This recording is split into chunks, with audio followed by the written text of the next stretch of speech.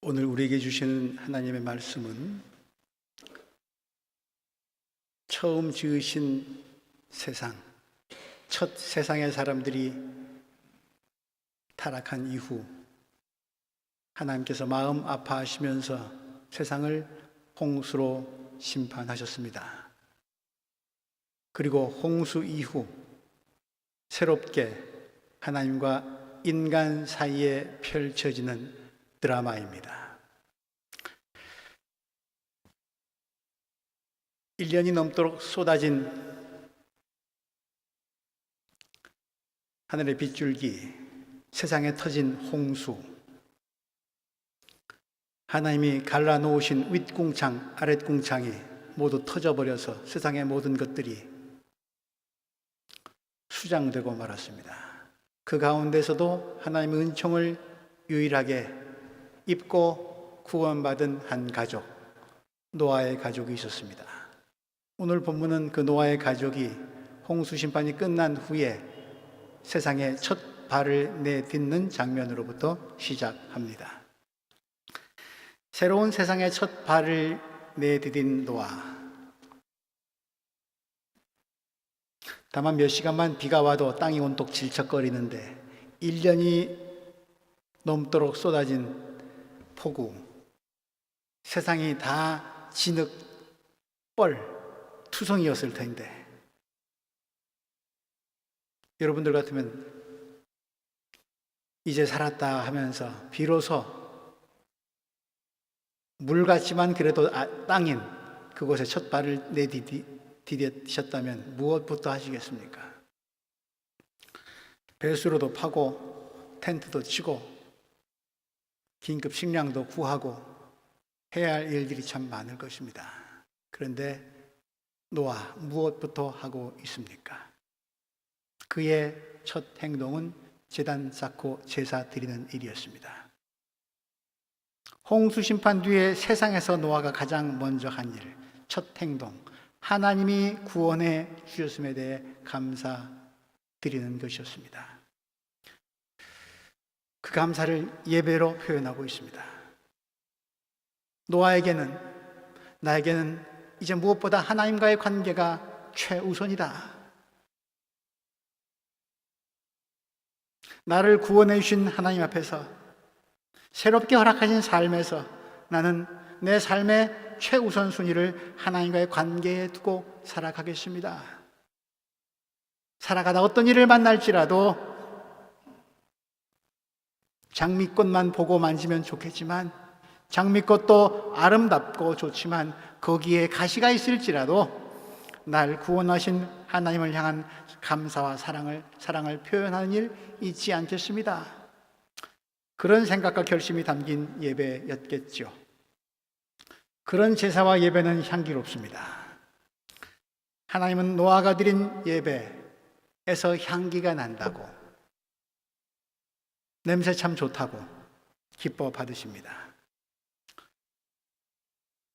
하나님이 고기 굽는 냄새 좋아하신다는 말씀은 아니겠죠. 오늘 우리가 드리는 예배에서는 어떤 향기가, 어떤 냄새가 나고 있습니까? 노숙자나 거리의 불황자 곁에 가면 악취가 납니다. 코를 틀어막게 되고 자리를 피하게 됩니다. 그럴 때마다 그 사람들을 피하는 나 자신을 보면서 넌 얼마나 어디가 깨끗하길래 묻습니다. 내 삶에서는 어떤 냄새가 날까? 향수로 그럴듯하게 목사라는 가운 입고 위장하고 있지는 않은가? 하나님이 내 영혼의 냄새를 맡고 나처럼 도망가지는 않으실까? 그러면 난 어떻게 될까? 사도 바울은 우리에게 권면합니다. 오늘 여러분들 받으신 주보 오른쪽 면에 있습니다. 그리스도께서 여러분을 사랑하셔서 우리를 위하여 하나님 앞에 향기로운 예물과 제물로 자기 몸을 내어 주신 것과 같이 여러분도 서로 사랑으로 살아가십시오.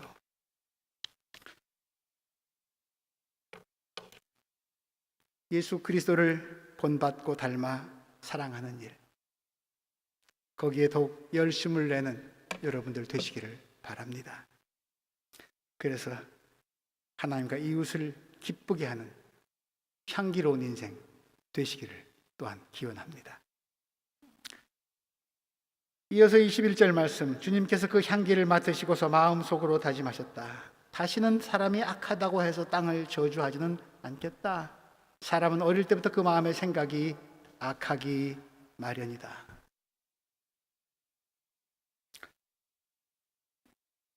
사람이 본디 악해서 하나님도 더 이상 어찌 볼 도리가 없다는 말씀으로 하나님의 체념으로 들려오기도 합니다. 인간의 본성, 여러분들은 어떻게 생각하십니까? 악하다고 생각하십니까? 선하다고 생각하십니까? 뭐 그런 논쟁도 주장도 많이 있어 왔죠. 성악설, 성선설 뭐 이런 말들 말입니다. 어떤 경찰서가 한 주일을 아무 사건도 없이 조용히 보내게 됐습니다. 정말 기적 같은 한 주간이었습니다. 그날 주말 경찰서 직원들이 세상이 너무 평안하니까 본인들이 할 일이 없으니까 시간이 많이 남습니다. 직원들끼리 둘러앉아서 카드 놀이를 합니다. 우리식으로 하면 화투를 치고 고스톱을 하는 거죠. 뭐 그것도 잠시입니다. 직원이 불평을 합니다. 정말 재미없군. 난동 부리는 사람도 없고 술 취한 사람도 없고 싸움하는 사람도 없고 강도짓 하는 사람도 없고 살인하는 사람은 더욱 없고 남의 물건 훔치는 사람조차 없어. 이렇게 세상이 평온하다면 이거 곧 얼마 되지 않아 경찰 병력 줄이라는 명령 떨어지겠군.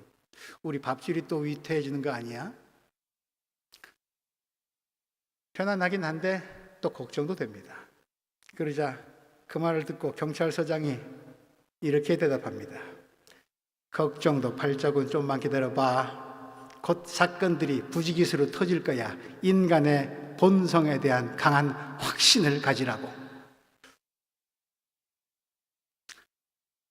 서장의 말이 어떻게 들리십니까? 우린 참 어떤 사람 보면 그 사람 참 됐어.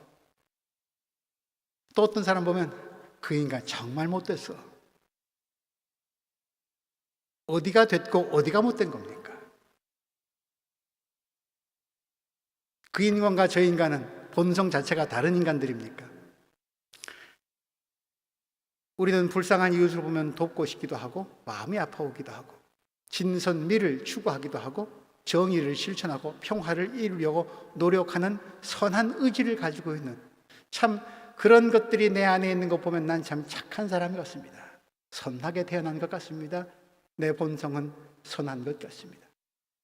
그런데 때론 내 안에 욕심이 꿈틀거림을 부정할 수가 없습니다.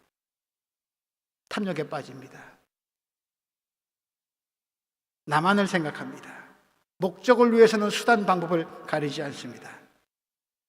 악마적인 행태들이 세상 곳곳에서 준동을 합니다. 인간은 본성이 악한 것 같아. 저거 어떻게 교육시키고 제도로 규제로 뭐 좀 잡고 바르게 만들지 않으면 인간 그대로 내버려뒀다간 세상은 망하고 말 거야.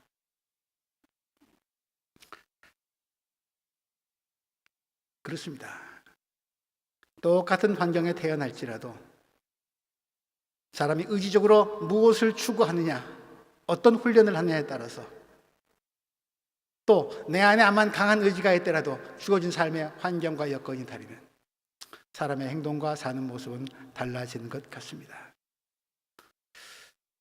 우리의 노력에 따라, 우리의 애씀에 따라, 우리의 사는 삶의 방식에 따라 우리의 본성은 이렇게도 저렇게도 비춰질 수 있을 것 같습니다. 고정불변이라고 낙인 찍을 것까지는 없을 것 같습니다. 빅터 프랭클이라고 하는 독일의 정신치료 정신과 의사를 알고 계시죠? 의미치료법이라고 하는 삶의 깊은 고통과 상실 가운데 있는 사람들에게 희망을 주는 치료법을 개발한 의사입니다. 그분 아우슈비츠 포로 수용소에 갇혀서 끔찍한 시간을 보냈던 분입니다. 941생으로 살아남았죠. 그렇습니다. 인간의 본성은 아우슈비츠를 만들고 태연하게 살인과 학살을 즐길 수도 있지만 그 악의 현장에 당당하게 걸어 들어가서 그 고통과 악을 이겨내고 승리하고 나아가서는 그 고통의 희생자들에게 새로운 희망을 전달해 주는 평화의 사람으로도 살아갈 수 있습니다. 같은 인간 안에 이런 두 가지 모습을 우리는 봅니다. 오늘 우리의 본문은 그런 면에서 8장 21절 이하 하나님이 노아와 혹은 첫 세상에 가시는 말씀, 이후에 하나님이 세상과 인간들과 펼쳐 가시려는 드라마, 어떤 힘에서 움직이는지 알려주고 있습니다. 태초에 창세기 1장이죠. 하나님이 천지를 창조하셨습니다. 우주를 창조하셨습니다. 사람도 창조하셨습니다. 첫 세상, 하나님이 처음 지기 이전의 세상은 어둠과 혼돈으로 가득했습니다. 거기에 빛을 주셨고 하나님의 질서를 입히셨습니다. 하나님 보시기에 참 좋았습니다. 그런데 그곳을 관리하라고 맡긴 사람들에게, 그들에게서 악이 움트기 시작했습니다. 죄가 피어나기 시작했습니다. 노아 홍수가 일어나기 전에 하나님은 세상을 보시면서 이렇게 한탄하십니다. 창세기 6장 5절 말씀, 주님께서는 사람의 죄악이 세상에 가득 차고 마음에 생각하는 모든 계획이 언제나 악한 것뿐임을 보시고 땅에 사람 지으셨음을 후회하시며 마음 아파하셨다. 당신이 공들여 지으신, 생기를 불어넣으신 참 특별한 존재 사람 때문에 하나님이 후회하시고 마음 아파하셨다. 성경은 그렇게 기록하고 있습니다. 심판하기로 마음먹으신 하나님, 홍수로 쓸어버리십니다. 홍수로 쓸어버린 뒤에 세상은 어떻습니까? 다시 창세기 1장 1절로 돌아갔겠죠. 엉망진창의 세상, 혼돈의 세상, 그 아름답게 지으신 주 하나님 지으신 모든 세계 내 마음속에 그리워볼 때 그 아름다운 광경은 하나도 온데간데 없어지고 온통 진흙뿐인, 내가 숨쉬는 것만도 용한 그런 엉망진창의 세상, 다시 카오스 혼돈의 세상으로 돌아와 버렸습니다. 첫 세상의 아름다움을 만드시기 전의 상태로 하나님이 인간에게 세상을 되돌려 주셨습니다. 한번 살아봐라. 그 세상에서 아담과 이브의 자녀 노아, 그의 가족들과 함께 다시 시작하고 있습니다. 말하자면 창세기 8장 이후의 이야기는 창조의 두 번째 버전입니다. 두 번째 새 창조의 이야기입니다. 구절 구절이 처음 창조하실 때의 모습과 비슷한 구절도 반복됩니다만 결정적으로 다른 두 가지 모습도 보입니다. 공통점 한번 찾아봅니다. 처음 세상 하나님이 직접 주관하시고 만드셨죠. 그리고 매일 만들 때마다 하시는 말씀이 있습니다. 하나님 보시기에 참 좋았다. 하나님 보시기에 참 좋았다. 그리고 두 번째 새 창조의 이야기, 오늘 우리가 축약해서 읽었습니다만 9장 8절 이하 17절까지 여기도 역시 매 절마다 반복되는 단어가 하나 있습니다. 처음 창조의 이야기에서 좋았다라고 하는 단어가 반복되고 있다면, 두 번째라고 얘기해도 과언이 아닌 창조의 이야기 속에서는 매절마다 언약, 약속이라는 단어가 반복되고 있습니다. 하나님이 공통적으로 매절마다 세상에 깊이 관여하기는 하시는데, 그런데 차이점이 있습니다. 한쪽은 좋았다고, 한쪽은 언약입니다. 마치 이 언약이 깨어지면 다시 좋았던 세상이 망가질 듯한, 다시 새롭게 내가 만들어 줄 터인데 여기에 언약이 사라지면, 약속이 지켜지지 않으면 다시 혼돈 상태로 돌아갈 것이다, 멸망하고 말 것이다 라는 경고도 느껴집니다. 두 번째 공통점과 차이점입니다. 여러분들 받으신 주보 오른쪽에 보시면 창세기 1장 26절 이하의 말씀에 하나님이 말씀하시길, 우리가 우리의 형상을 따라 우리의 모양대로 사람을 만들자. 그리고 그가 세상을 다스리게 하자. 우리의 형상을 따라. 그럼 당신의 형상을 따라 우리를 만드셨다고 보도하고 있습니다. 유대인들에게 전해지는 탈무드 혹은 전설에 의하면 이런 이야기가 있습니다. 하나님이 천지를 지으실 때, 그리고 사람을 만드실 때, 여기 우리가 사람을 만들자, 하늘에 있는 식구들, 천사들과 함께 의논을 하면서 어떻게 만들까 의논하셨다는 그런 얘기인데, 천사들에게 물어봤답니다. 내가 말이야 이 녀석들한테 내가 지금부터 만들려고 하는 사람이라고 하는 창조물에게 자유의지를 좀 주고 싶다. 다른 피조물들은 그런 거 아직 안 줘봤는데 이 마지막 작품만큼은 그것 좀 주고 싶다. 니들 어떻게 생각하냐? 내 의지에 따라서 행동할 수 있는 그런 자유죠. 물론 결과도 자기가 책임져야 하겠지만 말입니다. 한편의 천사가 얘기합니다. 주님, 절대로 안 됩니다. 자유의지 좋은 생각이신데요, 그거 한번 그 녀석들한테 줬다가는 하나님만 피곤해지실 겁니다. 거짓말하고요, 속이고요, 싸우고요, 빼앗고요, 엉망으로 만들어 버릴 것입니다. 그냥 하나님 통제할 수 있도록 하나님 말씀 말고는 딴 거는 전혀 안 들리게 그렇게 만드십시오. 그게 하나님에게 좋습니다. 두 번째 천사가 말합니다. 아닙니다, 하나님.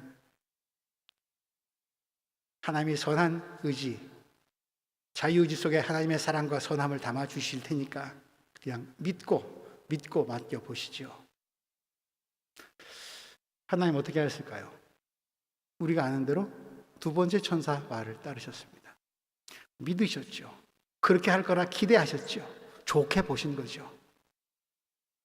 그런데 현실은 첫 번째 천사의 염려대로 나타났습니다. 그리고 심판하시고, 그럼에도 불구하고 다시 새 생명의 씨앗 그루터기를 남기시고 다시 시작하십니다. 누구와? 인간들과. 그 인간도 아담의 뿌리에서 나온 인간입니다. 다시 시작하십니다. 그런데 하나님이 뭔가는 좀 생각을 바꾸신 것 같아요. 첫 번째 창조에는 다 전폭적으로 믿고 맡겼는데 하나님의 생각이 바뀌셨습니다. 보니까 인간들 하는 일들이, 벌이는 일들이 어릴 때부터 그 마음의 생각이 악하구나. 이거 어떻게 저 악으로부터 비롯되는 결과물들 어떻게 좀 막을 수 없을까? 저들에게만 맡길 수는 없고 내가 이제 어떤 일을 좀 더 해줄 수 있을까?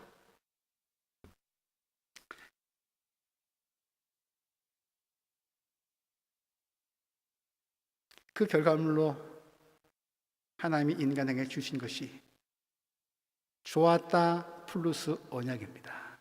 좋은 세상, 나하고 약속 잘 지키면서 살아라. 그 약속이 뭔지 아니? 너희 안에 하나님의 형상이 있단다. 좋았다, 언약과 더불어서 또 반복되는 단어가 하나 있는데, 하나님이 9장 6절 말씀입니다. 사람은 하나님의 형상대로 지음받았으니 누구든지 사람을 죽인 자는 죽임을 당할 것이다. 창세기 1장 27절 말씀에도 기록되어 있었죠. 하나님의 형상을 따라 우리가 지음받았다. 근데 조금 달라지는 게 있습니다. 이제는 그 첫 세상에는 내가 하나님의 형상을 띈 사람입니다. 하나님의 대리인입니다. 힘이 있습니다. 능력이 있습니다. 그것도 맡겨주셨습니다. 위임자입니다. 위임받은 사람입니다. 그래서 내 마음대로 할 수 있는 그런 특권이 있었는데, 내 안에 하나님의 형상이었는데, 두 번째 새 창조에는 조금 버전이 달라집니다. 사람은 하나님의 형상대로 지음받았으니 나뿐 아니라 너도 이웃도 누구든지 사람을 죽인 자는 죽임을 당할 것이다. 내 안에 하나님의 형상을 볼 뿐 아니라 타자 안에 있는 하나님의 형상도 봐라는 말씀입니다. 그것을 위해서 언약을 세우십니다. 좀 더 적극적으로 말하면, 우리 주위에 있는 많은 이웃들은 내 안에 하나님의 형상만 고집할 때는, 나에게 이런저런 특권과 권리를 주셨다는 것만 고집한다면, 내 안에 하나님의 형상만 보인다면 내 곁에 있는 모든 이웃들은 다 잠재적인 희생자들입니다. 노아 시대가 그러했듯이 말입니다. 무엇이든지 나한테 맡겼으니까 할 수 있습니다. 시간도, 생명도, 물질도, 권력도. 그런데 하나님 경계 표시를 세우십니다. 다른 사람에게도 형상이 있다. 그것 건드리면 내가 가만히 있지 않겠다. 이게 새 언약이다.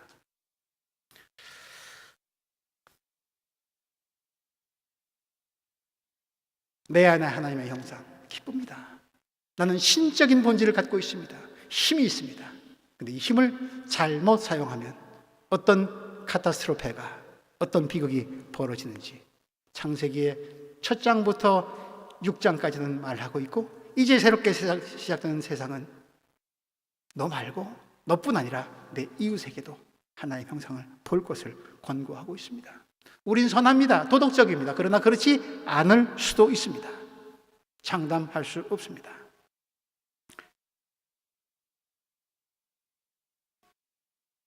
하나님이 지으신 세상 참 좋았습니다. 근데 안타깝게도 관리 맡은 인간이 좋지 않았던 것 같네요. 타락했습니다. 망했습니다. 이것 다시 복원하는 일, 새롭게 바꾸는 일, 성경은 그 해답이 언약에 있다고, 약속에 있다고 얘기합니다. 언약, 약속, 계명, 말씀, 뭐 다 비슷한 말들이고 히브리 말로는 토라라고 하기도 합니다. 하나님과 인간 사이에 세운 새 언약, 새 약속.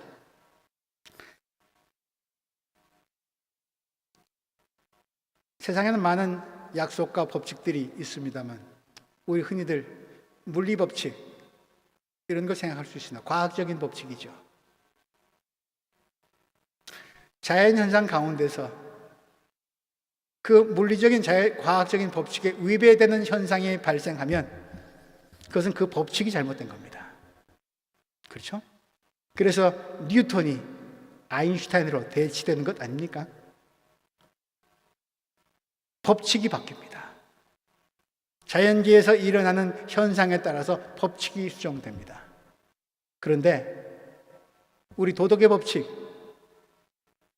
우리 인간 사회에 서로 지켜져야 될 질서, 이런 법칙에는 글쎄요, 우리 몇 주 전에 얘기했던 10계명을 예로 들까요? 살인하지 말라, 간음하지 말라, 도적질하지 말라, 탐내지 말라.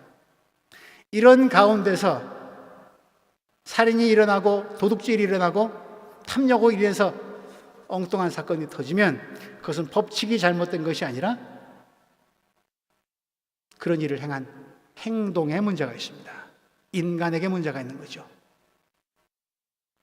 법칙은 좋은 것인데 그것을 어떻게 지키느냐에 따라서 세상의 질서는 달라진다는 말이겠죠. 하나님 오늘 그것을 염려하십니다. 너는 하나님의 형상, 나의 형상이 네 안에 있다. 못지않게 다른 이웃들에게도 그 형상이 있음을 보거라. 아우슈비츠를 건설할 수도 있는 것도 너의 자유이지만, 그러나 그럴 때 그 수용소 안에 있는 인간들의 얼굴 속에서 하나님의 형상을 보거라. 그 고통 속에서, 그 악 속에서 참혹하게 짓눌림 당한 너이지만, 그럼에도 불구하고 그 희생자들 속에서 하나님의 형상을 보고 저 악의 무리들 속에서도 저들을 참고 기다리시는 하나님의 마음을 읽어봐라. 그럼 네가 해야 할 몫이 있을 것이다. 이게 새롭게 하나님이 우리에게 주신 언약의 말씀입니다.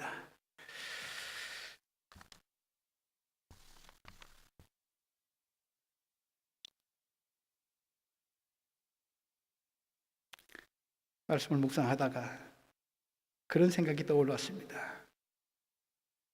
나도 살아오면서 목사랍시고 거룩한 척하면서 살아왔는데, 향수 뿌리면서 살아왔는데, 내가 맡아도 내 인생의 냄새가 썩 그리 좋지는 않은 것 같은데, 지금도 내 곁에 보내주신 이웃들에게 피해를 줄지도 모른다. 너는 왜?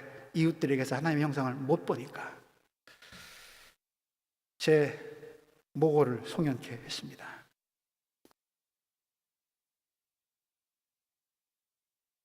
그렇습니다. 새롭게 시작된 홍수 이야기, 홍수 이후의 세상 이야기에서 성경이 가장 강조하는 것, 하나님이 제사받기 좋아한다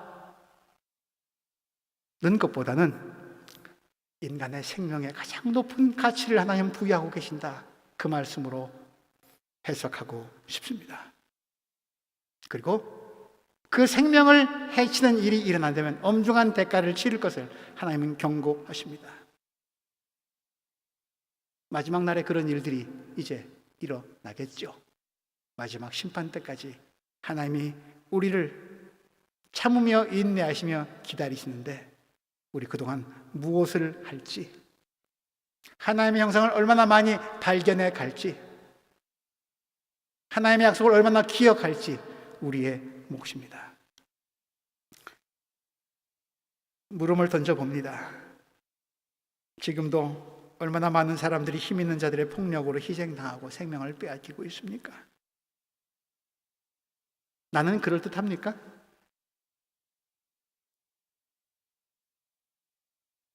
간혹 이런 뉴스도 봅니다. 태어나기도 전에 죽임당하거나 혹은 태어나자마자 버려지는 아기들이 많습니다. 우리는 아기의 생명보다 나의 재정적, 정서적 안정이 더 중요하다고 그 저울질 잘하는 사람들입니다. 난민, 노숙자, 쓰레기처럼 여기기도 합니다.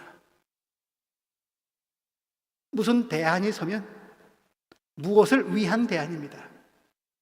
한국을 위한 대안, 독일을 위한 대안, 당까지만 듭니다. 그리고 그 당의 강령에 적합하지 않은 인간들은 다 쓰레기입니다. 하나님의 형상은 없는 인간들입니다. 그래서 우리는 물어야 됩니다. 난 사람을 대할 때 생명을 존중하고 뿐 아니라 생명의 가치를 나누고 있는가? 예수님은 우리를 부르시고 이렇게 말씀하십니다. 오늘 받으신 주보 오른쪽 면에 있습니다. 옛사람들에게 말하기를 살인하지 말라. 살인하는 사람은 재판받아야 할 거다. 너희는 들었다. 그런데 나는 너희에게 말한다. 자기 형제나 자매에게 성내는 사람은 누구나 심판을 받는다. 분노, 특별히 타인을 향한 분노, 살인의 시작이란 말입니다. 증오는 살인의 다른 이름이라는 말씀입니다. 동의하십니까? 주님은 한 발자국 더 나가십니다. 5장 22절 말씀 마태복음, 자기 형제나 자매에게 얼간이라고 말하는 사람은 누구나 공의회에 불려갈 거요, 또 바보라고 말하는 사람은 지옥불 속에 던져질 거다. 그러므로 네가 제단에 제물을 드리려고 하다가 내 형제나 자매가 내게 어떤 원한을 품고 있다는 생각이 나거든 너는 그 제물을 제단 앞에 놓아두고 먼저 가서 내 형제나 자매와 화해하거라. 그런 다음에 돌아와서 제물 드리라. 우리 남 좀 흉보고 헐뜯는 얘기 얼마나 좋아합니까? 험담하지 말랍니다. 그 사람 또한 너의 손가락질 받는 그 사람 또한 존중받아야 될 하나님의 형상이, 생명이 그 안에 있으니까 다른 사람에게 나쁜 말 옮기지 말라. 네가 속상하면 너 혼자 하늘에다 내가 욕하고 하나님께 따지고 다른 사람한테 그 사람 말 자꾸 옮기지 말라. 하나님 앞에 나올 때는 화해하고 나와라. 동료 인간과 척지고 살면서 드리는 예배, 향기가 아니라 악취가 난다는 말씀입니다. 살인범을 정죄하고 사형 제도에 대해서 토론하는 일, 잘못을 저질렀거나 마음에 안 드는 사람을 향해서 손가락질하고 험담하는 일 어렵지 않습니다. 우리 잘합니다. 즐깁니다. 근데 오늘 주님은 우리에게 어려운 것을 요구하고 계십니다. 먼저 너 스스로에게 물어라. 너는 오늘 많은 사람들을 대하면서 그에게서 생명의 기운, 생기를 빼앗는 그런 말, 행동, 생각, 사는 맛이 똑 떨어지는 그런 말, 행동, 생각 한 적 하지 않았느냐? 내가 만난 사람, 내가 생각하는 사람과 나는 생명의 기운을 나누고 있는가? 사실 이 물음은 어려운 물음이라기보다도 불편한 물음입니다. 그래서 이런 물음 던지기 싫고 하지 않으려 합니다. 양심이 자꾸 꿈틀대니까요. 그러나 주님은 이런 물음 앞에 너 자신을 먼저 세우라고 말씀하십니다. 너 오늘 살면서 생명의 기운을 나누었느냐, 죽음의 기운을 나누었느냐? 그리고 생명은 네게 아니라 주인이 따로 있다. 하나님께서 온 것이다. 다른 모든 사람들이 모를 수도 있다, 그것을. 그러나 너 그리스도인 너는, 목사인 너는 알지 않냐? 하나님의 형상을 누구든지 다 지니고 있음을 기억하기 바란다.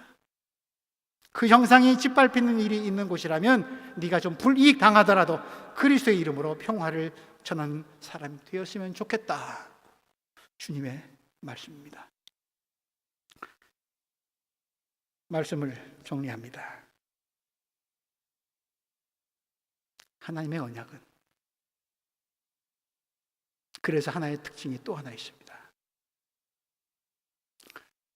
살인하지 말라, 살인죄를 저지른 사람의 행동이 결과의 책임을 져야 되지만, 법칙은 그대로지만 그 법칙을 우비한 사람이 책임져야 하지만, 오늘 하나님이 놓아 세우신 새 언약은 인간이 실수투성이임을, 그 안에서 악이 꿈틀겸을 인정하시면서 그것까지도 보호하시겠다고, 그것까지 내가 어떻게 좀 책임질 방법을 간구해 봐야 되겠다라고 하시면서 하나님이 인간과 공동 책임지겠다고, 내가 너희들을 싹 쓸어버리고 싶은 생각이 들지라도 하늘에 무지개가 걸리면 내가 참아야지, 길을 또 하나 만들어줘야지 라고 하면서 당신 스스로를 묶어버리십니다. 도덕법도 넘어서는 하나님의 법입니다. 이 묶인 하나님이 누굽니까? 인간들에게 묶인 나사렛 예수 그리스도? 십자가에 못 박힌 예수? 결국 죽음에 묶인 예수 그리스도이지 않습니까? 그러나 그분은 새로운 언약을 만드시고 우리에게 펼쳐주신 하나님의 아들, 그분은 그 죽음의 세력에, 악의 세력에 갇혀 있을 수 없었습니다. 깨뜨리셨습니다. 그 묶임의 사슬을 뚫고 부활하셨습니다. 이기셨습니다. 승리하셨습니다.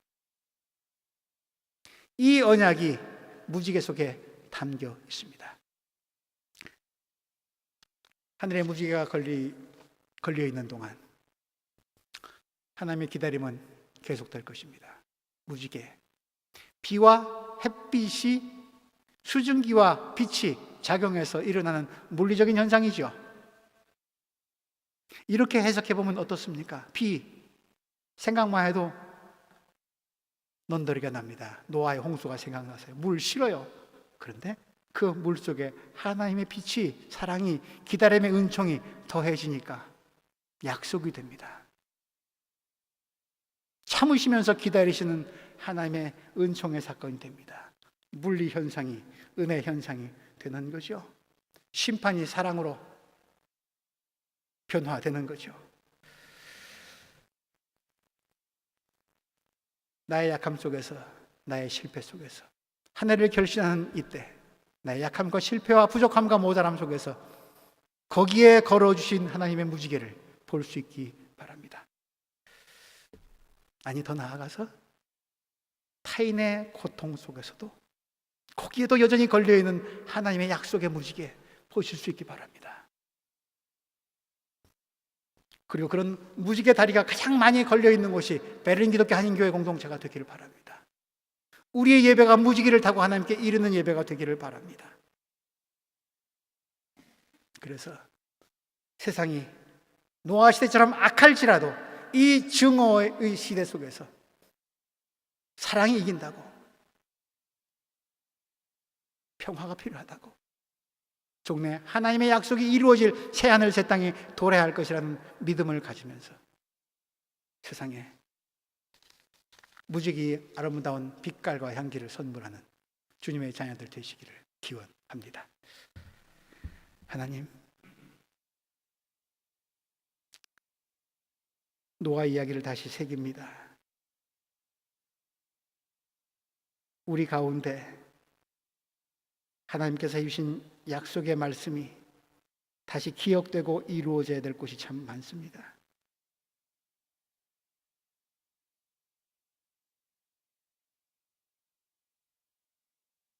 하나님 보시기에 좋았던 세상을 어지럽혔던 악의 뿌리가 우리 안에 여전히 도사리고 있을지라도 은총의 힘이 그것을 이기는 경험을 하게 하여 주시고 그 은혜의 힘으로 다시 일어나서 하나님의 뜻하시는 바를 세상에 전하는 무지개 다리 위의 사람이 되게 하여 주옵소서. 예수님 이름으로 기도합니다.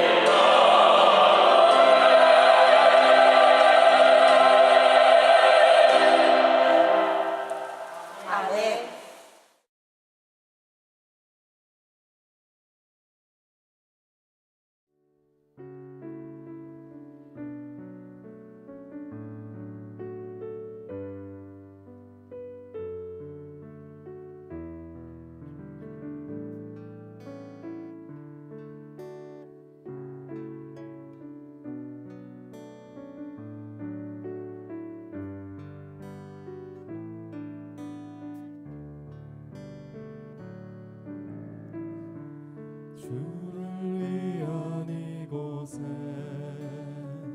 예배하는 자들 중에 그가 찾는 이 없어 주님께서 슬퍼하시네.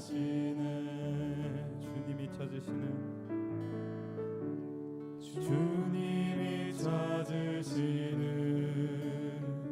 그 한 사람 그 예배자 내가 그 사람 되길 간절히 주께 예배하네. 주은혜로 이곳에 서 있네. 주임제에 엎드려 절하네. 그 어느 것도 난 필요 없네. 주님만 경배해. 주은혜로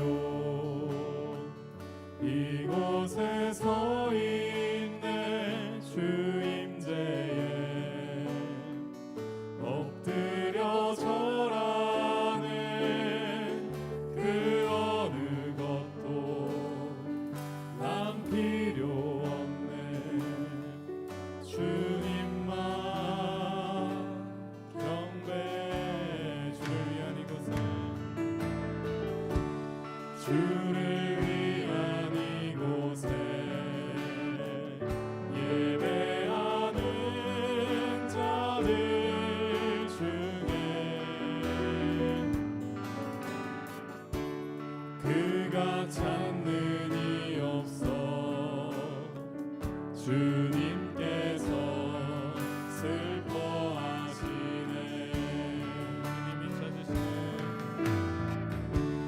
주님이 찾으시는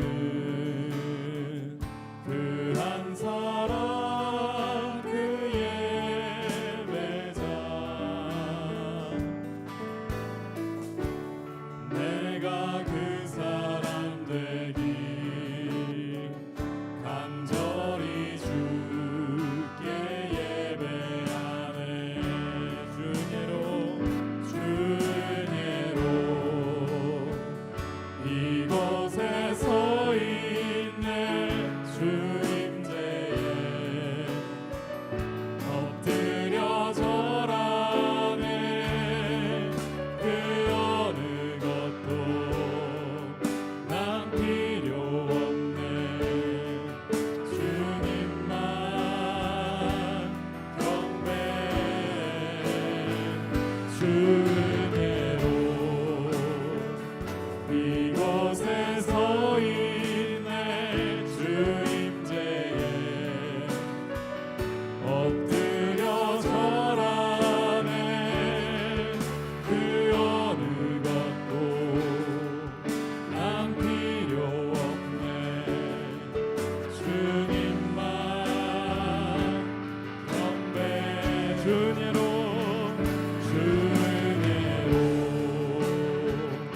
이곳에 서 있네. 주임제에 엎드려 절하네. 그 어느 것도 난 필요 없네. 주님만 경배해. 주은혜로 이곳에 서 있네. 이곳에 서 있네. 주임제에 엎드려 절하네. 엎드려 절하네. 그 어느 것도 난 필요 없네. 주님만 경배해. 그 어느 것도 난 필요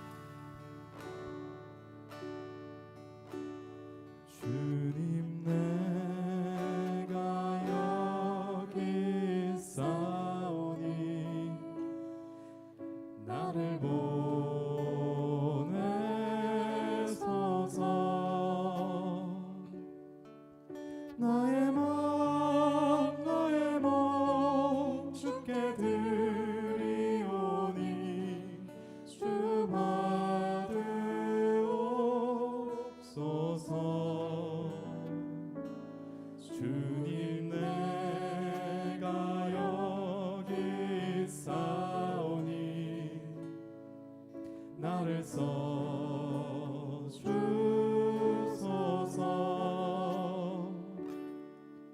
가진 것 모두 다 주께 드리오니 주 받으옵소서.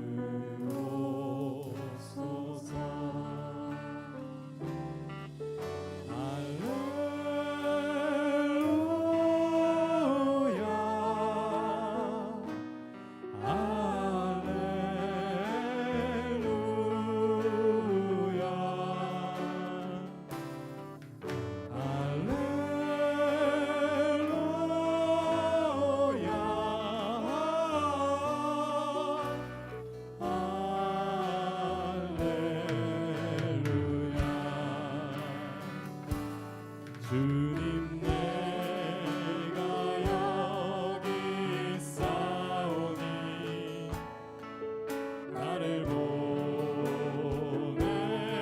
보내소서. 나의 맘 나의 몸 주께 드리오니 주 받으옵소서.